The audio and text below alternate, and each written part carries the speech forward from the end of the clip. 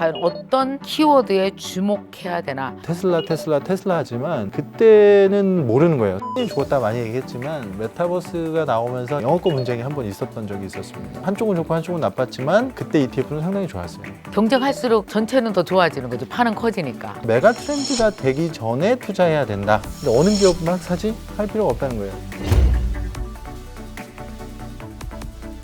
안녕하세요. 미래에셋과 함께하는 친절한 ETF 시리즈 두 번째 시간입니다. 지난 시간에는요, ETF 입문편이었죠. ETF란 이런 거다. 생소한 ETF라고 생각하셨던 분들도 왜 도대체 우리 이승원 본부장님이 세상 편하게 부자 되는 것이라고 ETF를 설명했는지 아마 우리 주린이 분들은 다들 알아들으셨을 것 같습니다. 이승원 본부장님 오셨습니다. 안녕하세요. 네, 안녕하십니까. 네. 잘 지내셨어요, 그동안? 시장이 조금 안 좋아가지고 일을 좀 많이 한 것 같습니다. 일을요? 어떤? 이제 뭐 여러 가지 또 연초고 그리고 연초기에 조금 전체적으로 주식시장 전체가 좋지 않은 모습들이 조금 나와가지고 여러 가지 좀 많이 일을 했던 것 같아요. 떨어지면 결국 올라요? 올라가면 결국 떨어지고. 이럴 때는 약간 투자자의 스탠스가 중요한 것 같아요. 스탠스.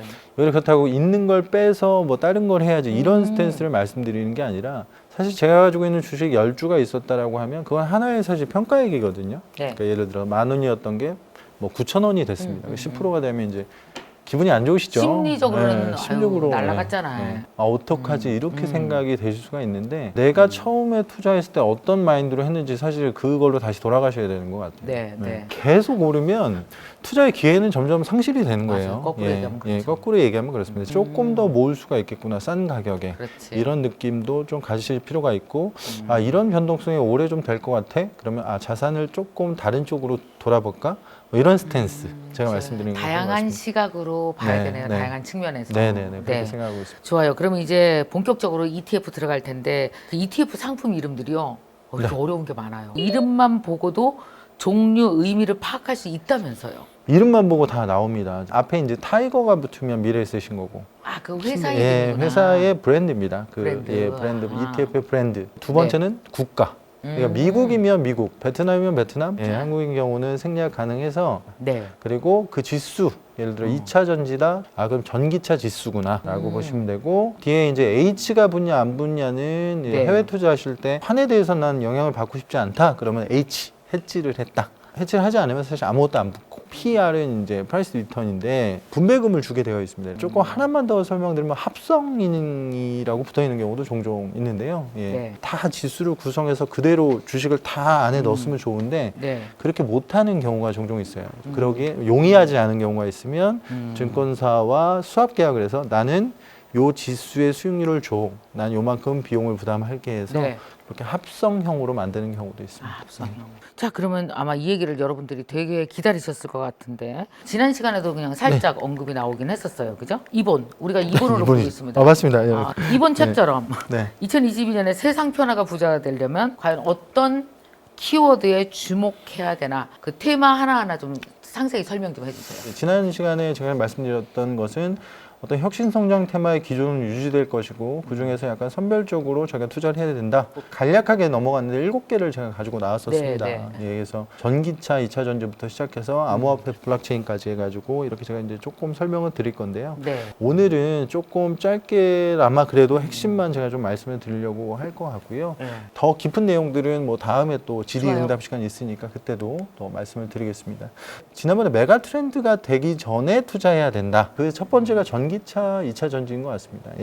2017년도부터 20년도까지는 그냥 지원, 세제 혜택과 같은 정책에 의해서 그냥 움직였다 이렇게 생각하시면 될 것 같고요. 근데 21년 작년부터 조금 바뀌는 것이 이런 지원 정책과 함께 규제가 들어갑니다. 탄소 배출은 여기까지 해야 된다. 이게 유럽에서 상당히 강하게 지금 규제가 들어가고 그리고 막 한시적으로 시한까지 적어놨잖아요. 적어놨죠. 2025년, 뭐 2030년 이런 식으로.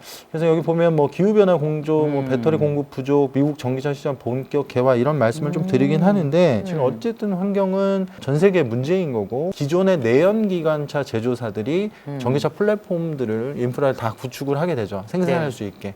이제 세 번째는 사실 이제는 2025년, 30년, 35년, 40년이 되면 아예 내연 기관차를 중단시키는 이런 정책이 가고 있는 거죠. 그래서 지금은 2단계 강제 생산 일정 부분을 올리고 있는 단계라고 하면 결국은 전부 다 전기차로 바뀌는 네. 그런 상황이 올 것 같고요. 그게 메가 트렌드가 되기 전에 하는 게 좋겠다라고 말씀을 드리는 겁니다. 그래서 전기차가 이제는 많이 보입니다. 이제 초창기, 초기, 중기의 지금 시기라고 보시면 돼요. 이게 만약에 메가 트렌드가 되는 시기를 저희는 2025년에서 30년 사이라고 보거든요. 잠재적 고객, 전기차에 별로 관심 없었는데 하는 분들도 들어오게 되는 거죠. 지금은 테슬라가 천슬라라고 해서 테슬라 하지만 그때는 모르는 거예요. 사실은 그렇죠. 다른 기존의 내연기관차가 가지고 있던 뭐 감성과 기술적인 측면들이 독일차도 있었거든요. 그렇다면 여기서 테슬라에 투자해야 되느냐 아니면 전기차 ETF를 투자해야 되느냐라고 하면 그렇지. 여기서 이제 다시 얘기가 나오는 거예요.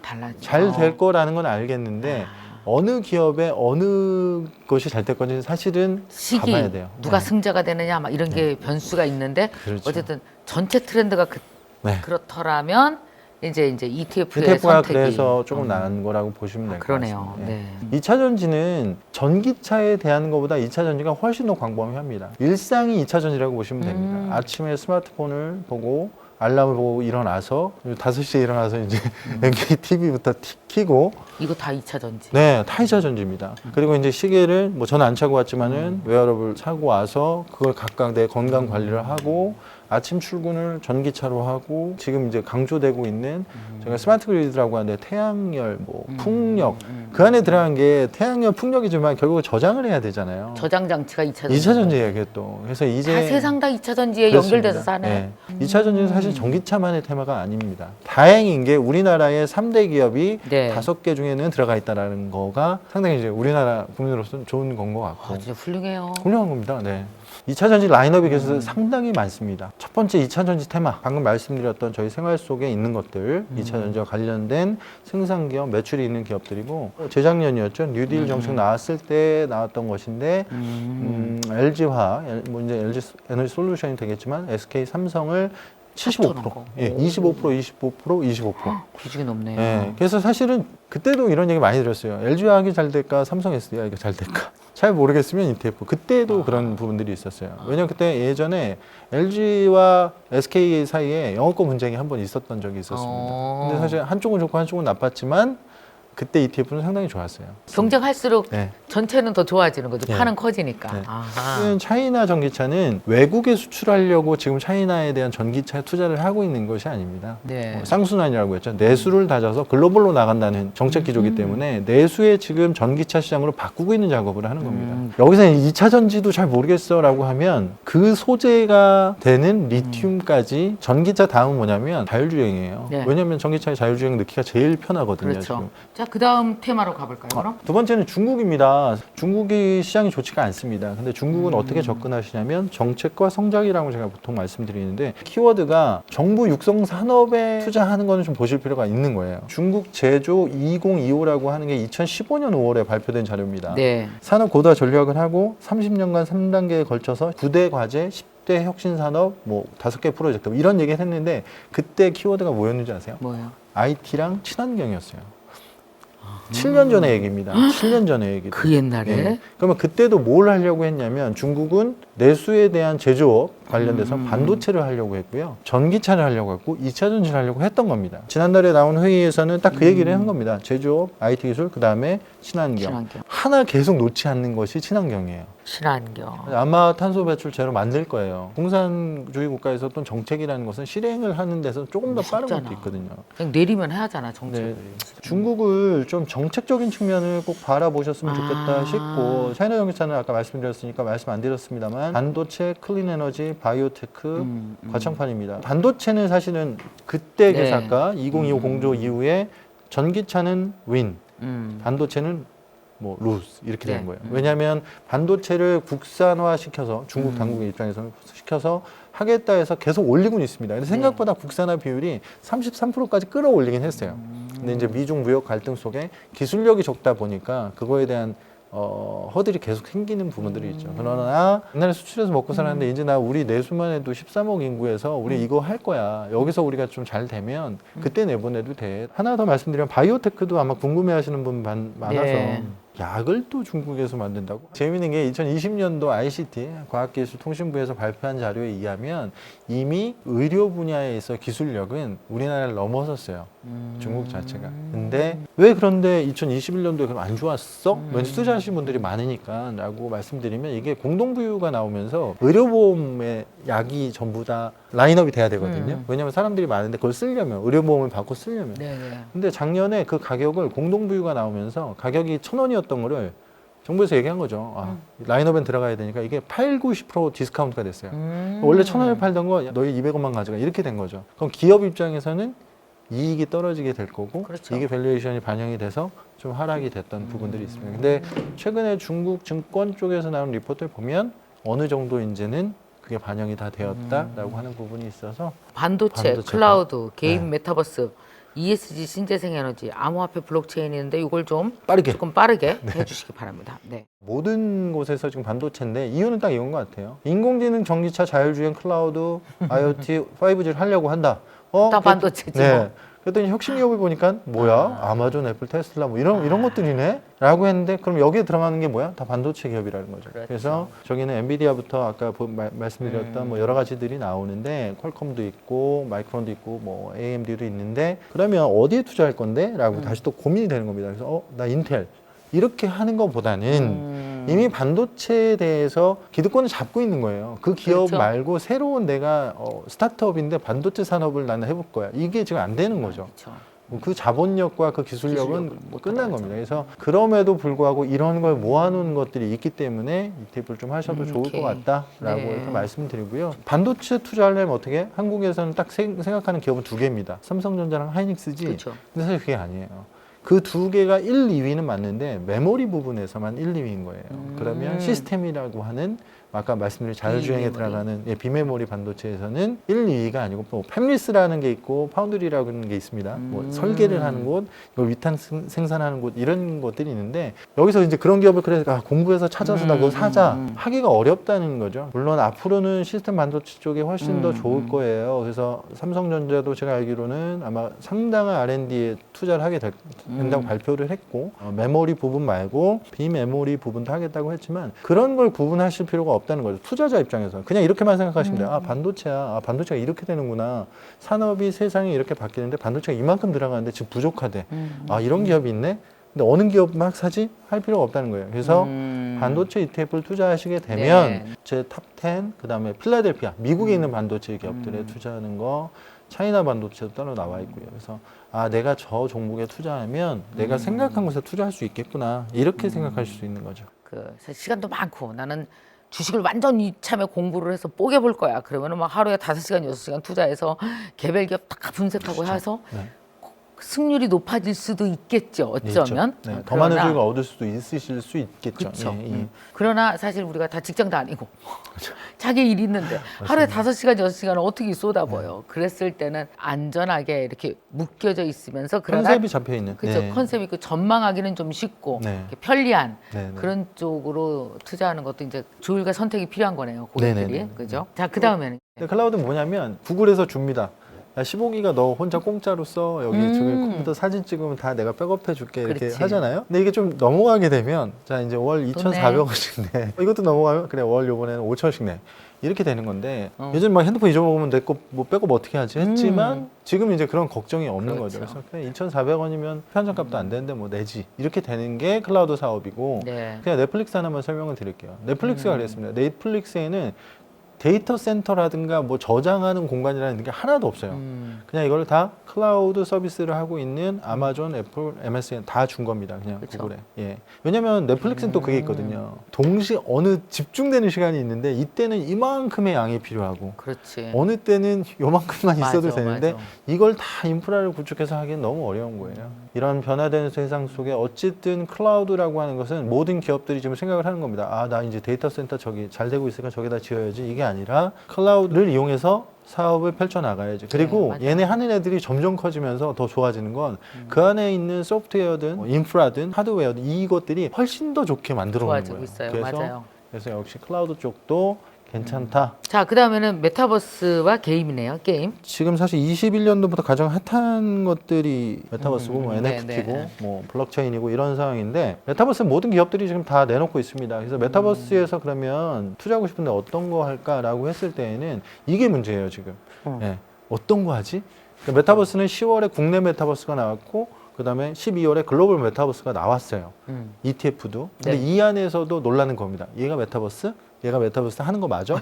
라고 하는 게 논란이 되는 거예요. 맞아요. 논란이라기보다는 이거 페이스북은 메타로 바꿨으니까 메타인 거 알겠는데 다른 건 조금 그런 애매한 부분들이 있죠. 다만 메타버스는 어쨌든 거스를 수 없는 거는 맞아요. 왜냐면 뭐 그냥 네이버의 제페토가 2년 동안 2억 명이 그 아바타를 만들어내고 있고 뭐 로블록스 뭐 동시 가입자가 뭐 1억 몇 명이고 뭐 이런 걸 보면 분명히 바뀝니다. 그래서 그걸 가장 빠르게 할 수 있는 게 1번은 게임이고 2번은 엔터테인먼트 쪽이거든요. 그래서 이런 쪽은 메타버스가 빠르게 갈 수가 있기 때문에 그 주식들이 들어가 있어요. 그러면 여기서 옥석가리가 이제 점점 되겠죠. 필요한 게 딱 그거잖아요. 하드웨어가 필요하고 메타버스를 하려면 그렇죠. 그리고 소프트웨어가 필요하고 그리고 플랫폼과 인프라가 필요한 상황이거든요. 근데 메타는 일단은 기본적으로 다 갖고 있네. 네, 오큘러스도 뭐 자기네가 가지고 인수했고 그다음에 뭐 SNS 통해서 다 이거 할 수가 있고 그리고 이미 강력한 커뮤니티가 커뮤니티가 수억 명이 형성되어 있잖아요. 있고. 그래서 메타는 좀 맞는 것 같고 또 MS 마이크로소프트는 좀 달라요. 하려고 하는 게 뭐냐면 저희가 보통 회사원들이나 원래 기본이 마이크로소프트가 엑셀, 파워포인트 뭐 이런 거였잖아요. 그렇죠. 그래서 사무, 오피스적인 측면, 비즈니스 측면에서 접근을 해서 이 공간 자체를 하려고 하는 게 MS. 얘네들을 이렇게 좀 뒤에서 좀 바라보고 있는 게 엔비디아 같은 애들이죠. 사실 이거보다 더 좋은 기업들, 구글 제가 말씀 안 드렸잖아요. 그리고 얘네들은 이 메타버스라는 컨셉이 아니어도 이미 다른 걸로 많은 걸 가지고 있고 많이 올라왔고 그래서 나스닥이 좋았던 겁니다. 근데 메타버스의 다른 기업들을 발굴하는 것들이 상당히 중요한 부분인 것 같아요. ETF에서는 그걸 정해 놨습니다. 어떻게 매출이 이렇게 나고 메타버스에 사업을 하는 애를 내가 집어넣을 거야 라고 정해져 있는 거죠. 그런 측면에서 오히려 메타버스는 오히려 더 지금은 ETF로 하시는 게 맞다.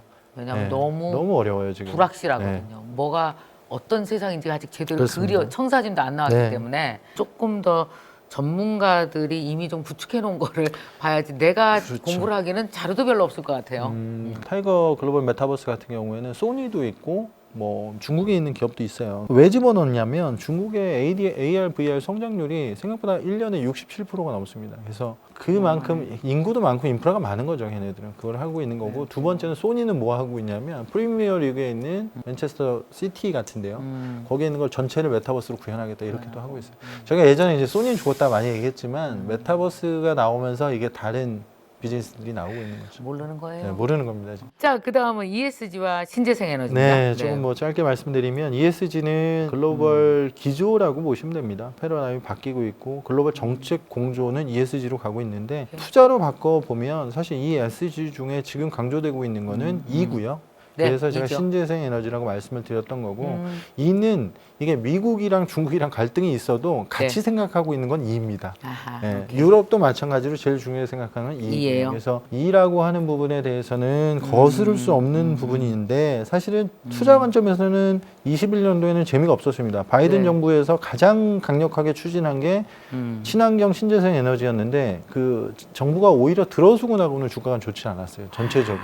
신기하네. 그러나 다른 이유에서 좋지 않았던 것들이 아니기 때문에 ESG 제가 이제 주목해야 할 것 중에 하나는 특히나 ESG. 신재생 에너지는 좀 보셨으면 좋겠다라고 네. 이렇게 말씀을 드리고 싶습니다. 그리고 맨 끝이 요즘에 또 이렇게 이거. 핫하게 나오는 네. 암호화폐 블록체인 참 말도 많고. 근데 이거를 제가 이런 측면은 아니에요. 비트코인, 이더리움을 투자해야 되느냐, 아니 아니냐? 안 그 하냐 개념이 이 아니고. 개념이 아니라 암호화폐와 블록체인의 개념은 기술적인 부분을 말씀드리면 맞아요. 그걸 생각하셔야 돼요. 아마 NKTV에서 대표님 많이 다뤄주셨잖아요. 저도 많이 예. 그렇게 생각하고 있습니다. 이게 비트코인이 그럼 좋다는 거야? 이 뜻이 그거 아니, 아니잖아요. 그 차원 아니에요. 예를 들어서 조만간 베이징에 있을 올림픽에서도 뭐 CBDC라고 저희가 CBDC. 하잖아요. 근데 이것도 사실은 블록체인 기술을 가지고 만들어낸 거거든요. 네. 다만 다른 암호화폐와 다르게 이거는 정부에서 센트럴 뱅크에서 만든 디지털 코인이다라고 해서 이걸 활용을 하려고 지금 그렇죠. 하는 거죠.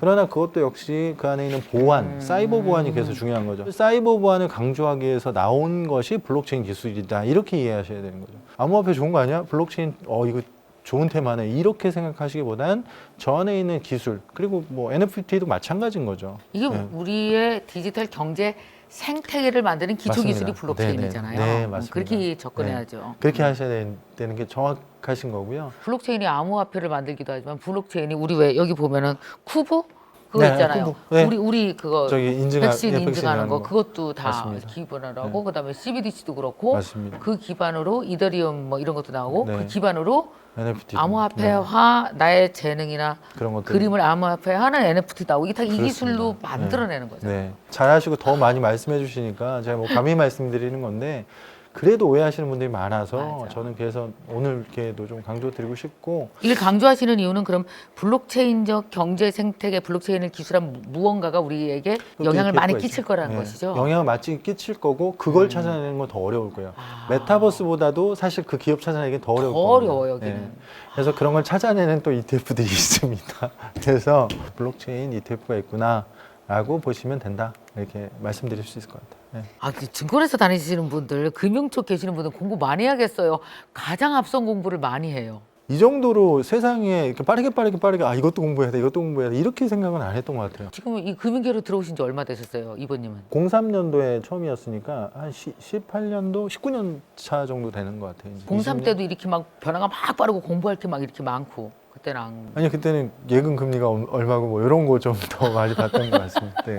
워낙 금리도 못 받고, 그리고 그때 한 3년 지나야지 이제 뭐 펀드가 뭐야? 막 이렇게 뭐 이렇게 나왔어요. 그게 2004년, 5년도에 대표님 기억하실 겁니다만 적립식 펀드 뭐 3억 만들기 이렇게 해가지고 맞아. 그때 처음 나왔어요. 그때부터 저 이제 자산운용업계에 있었던 거고 진짜 요즘은 요새는- 너무 많은 걸 공부해야 요새는 돼요. 진짜 금융회사 다니려면 공부 많이 해야겠어요. 좀 뭐 바쁘고 못하면 제일 많이 하는 게 진짜 유튜브 많이 봐요. 대표하시는 이게 그냥 차에 가면서 듣고 있어도 언젠가는 이렇게 그래 두 듣잖아. 번 듣고 세 번 듣고 하다 보면 그게 내 지식이 되어 있더라고요. 그래서 저는 요새 공부하면서 느끼는 게 금융을 금융으로만 공부하면 안 된다. 전체 세상 변화로 공부를 해야 여기서 내가 금융에 관련돼서는 이런 방향으로 이렇게 할 거야라는 자기 스탠스를 딱 잡을 수가 있지. 이 금융만 몰입하면 안 되거든요. 금융도 사실 삶의 일부분인 거지. 그게 다는 아니니까요. 네, 그럼요. 기초 지식을 알려주셔서 좋은 것 같아요. 그러니까 저는 정말 이게 종목 이러는 건 아니라고 생각하거든요. 본격적으로 ETF 매매하는 방법 배워봤으면 좋겠어요. 어떻게 매매하고 하는 건지, 이랑? 제가 진짜 고민하다가 차라리 그냥 제 화면을 보여드리자. 그래? 라고 해서 좋아요. 화면 캡처해요. 이죠. 그래서 하나하나 뜯어보면 한쪽은 ETF 현재가라고 하는 거가 있고 네. 그 다음에 ETF 전체가 나온 게 있고 끝은 뭐 PDF라고 해서 그 ETF가 뭘 담고 있는 주식이 나온 게 있고 네, 네, 아래는 매매 동향이 나오게 있는데 여기 네, 하나씩 네. 보면 이렇습니다. 왼쪽에 보시면 LP 잔량이라고 하는 게 보입니다. 네. 저희 직원이 저거는 거래원을 해놨지만은 NAB가 있습니다. 이때 네. 아마 NAB가 1,400원이다 그랬으면 지금 거래는 1,450원에서 25원에서 지금 되고 있는 거예요. 네. 또 오른쪽 끝에 보면은 약간 LP 잔량이라는 게 있죠. 그래서 그게 약간 유동성 공급자들이 있다라고 하는 게 있고요. 내가 정확하게 매매를 하려면 지금 NAB가 얼마인데 얼마에 거래돼서 내가 정확히 내가 적정한 가격에 파는구나 사는구나라는 걸 인지하실 수가 있으니까 요거는 네. 하나 꼭 켜놓으시고 두 번째는 이게 이제 요즘은 ETF 전 종목 시세가 나와요. 쭉 나옵니다. 왼쪽에 보시면은 회사 아까 타이거다, 뭐 코덱스다, 뭐 킨덱스다. 제가 고를 수도 있습니다. 예를 들어 뭐 타이거랑 코덱스만 보겠다면 그렇게 하면 쭉 나옵니다. 그러면 거래량별로 사람들이 지금 뭘 투자하고 있지가 순서대로 쭉 나오게 돼 있어요. 그래서 오늘 보니까 인버스 2X가 가장 위에 있네. 그리고 뭐 이런 거 보면 오늘 시장 오르니까 내일 떨어진다고 하는 사람들이 많구나라고 하는 것도 볼 수가 있고요. 뭐 방향성 보시는 거 제외하면 요즘 사람들이 많이 투자하는 게 뭔지를 보시게 될 수가 있어요. PDF라는 화면도 제가 하나 켜놓으라고 말씀드렸는데 이렇게 어떤 종목이 지금 투자되고 있는지가 쭉 보입니다. 이게 지금 글로벌 메타버스인데 아까 마이크로소프트, 엔비디아, 제가 뭐 소니 뭐 여러 가지 말씀드렸지만 예를 들면 엔비디아가 3.3% 떨어졌으니까 내 ETF가 오늘 0.5% 떨어져 있구나라고 하는 걸 한눈에 보실 수가 있어요. 그러니까 그 안에 바구니 안에 뭐가 들었는지 그렇죠. 보는 거죠. 그 바구니에 주식까지 보실 수가 있으니까. 그렇죠. 그래서 현재가를 누르면 저게 다 바뀝니다, 계속. 그래서 연동돼서 요 세 개는 꼭 보셨으면 좋겠고, 요건 뭐냐면 사람들이 요즘 얼만큼 사지가 한눈에 보이세요. 이게 지금 글로벌 메타버스를 해놨는데 개인만 보면 이거 매일 42억씩 사람들이 사는구나, 사고 팔고 다 계산한 거거든요. 외국인은 좀 파네. 근데 여기서 하나만 오해하시지 말아야 될 게 저희 금융투자입니다. 금융투자 기관계라고 돼 있는 저 부분은 이게 ETF는 조금 다르게 돼 있는 게 있어요. 야, 지금 기관들이 이렇게 파는데 이건 뭐야? 막 이렇게 되는데 전혀 그게 없어요, 사실은. 아, 그래요? 네, 저건 뭐냐면 ETF는 인벤토리 개념이라고 보시면 돼요. 처음에 ETF는 펀드이기 때문에 만들어 놓습니다. 이렇게 그렇죠. 1,000억을 만들어 놔요. 그럼 저렇게 사람들이 40억, 50억, 60억 사잖아요. 그러면 이 아까 LP가 만들어 놨던 얘네들을 이쪽에 넘겨주는 거예요. 파는 거죠, 이렇게. 그러니까 이제 오케이. 대표님 1억 사시면 제가 LP였으면 1억을 여기 넘겨주는 거거든요. 그러면 사실 만들어 놓고 네, 파는 만큼 빠져나가는 그렇죠. 거군요. 저는 그래서 파는 게 아니고 아, 그냥 넘겨드리는 건데. 투자했던 지분을 우리가 사는 네, 거랑 마찬가지로 그렇죠. 빠지는 거네. 그리고 근데 너무 오케이, 많은 오케이. 투자자들이 계속 들어온다. 그러면 제가 LP였으니까 전 더 만들어내죠. 딱 오해하기 좋게 오해하기 돼 있네. 좋아요. 주식은 아니잖아요. 아, 이게. 그렇죠. 네. 기관 쪽은 빠져 있으니까 야, 기관 팔았나 봐. 이렇게 네네네. 생각하면 안 된다는 네, 거죠. 그건 아닙니다. 개인만 많이 붙었네 뭐 이런 개념이 아니라서 오케이. 이 개념은 꼭 알고 계셨으면 좋겠다 싶습니다. 보는 방법까지 또 이렇게 손수 그 이번에 페이지를 딱 열어서 이렇게 네, 보여주니까 제 화면이었습니다. 네. 신뢰가 가네요. 아주 좋습니다. 모두 다 이제는 투자하지 않고는 안 된다라는 걸 이구동성으로 주식 관련, 금융 관련 뭐 어쨌든 많은 분들이 뭐 1,000명이면 1,000명 다 전문가들 그렇게 말씀하세요.